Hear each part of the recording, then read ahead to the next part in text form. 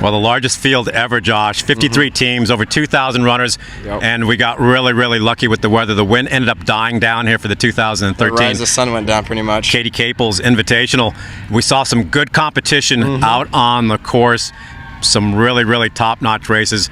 6 races altogether. We had a chance to see the JV races go off. Let's talk a little bit about the varsity races and the elite races. Girls varsity race first. Yeah, girls varsity race started off. Peyton Woods from Trinity Christian, right here in Jacksonville Senior, won the race. She sat in about 5th place through the first mile. Slowly made her way up, and by then she had close to a 100-meter lead to win the race. So Peyton Woods is your winner there. And the boys varsity.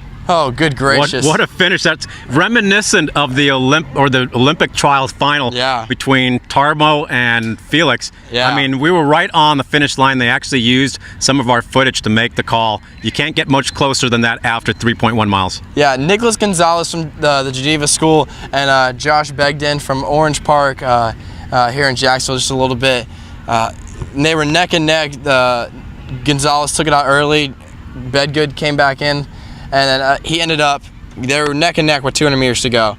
And it was a photo finish. They originally had Josh Begden as the winner. They went back, they looked at our footage, and they determined by probably about yay much that Gonzalez ended up being the victor. One of the closest races I've ever seen in person.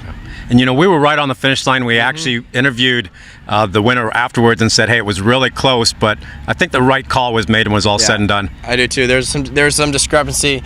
The Geneva school coach actually came and said, I think my guy won it. They looked at some replays and we had another official up in the booth. He said it looked like him, so Gonzalez ended up being the winner. But great race from both of them. 17:04. They had left everything on the course, absolutely. And the elite races did not disappoint. Not at all. We saw some teams go head-to-head in some great individual battles. You know, a name that we're starting to hear a lot, Karen Zhang out of Nice High School, really put on a performance today. Yeah, Karen Zhang did her race strategy. Started off a little bit slower. She let Julie Walrath and Julia Montgomery from Pinecrest go out a little bit early in the lead. She slowly reeled them in one by one, and about the 2 mile mark, it was pretty clear that Zhang was looking strong. They were neck and neck. That next half mile, she took off. She had about a 15-meter lead with about a half mile to go, and Walrath just couldn't catch up. But Karen Zhang looking like probably one of the top runners in the state right now. She's had a good first 2 weeks of the season. And a lot of upside potential, I think, just by based on her strategy, the fact that she's gone out fairly slow the last 2 races and looks really, really strong. Yeah. You know, maybe some postseason aspirations for Karen at this point. We also had a chance to see some real battles, especially in 1A, between Oak Hall and Trinity and Holy Trinity. Yeah, the team battle, we mentioned Holy Trinity. Oak Hall, Bowles, Pinecrest are probably going to be the top 4 teams there. They were the top 4 teams. They did not disappoint. Oak Hall ended up being the victors with Holy Trinity a close second.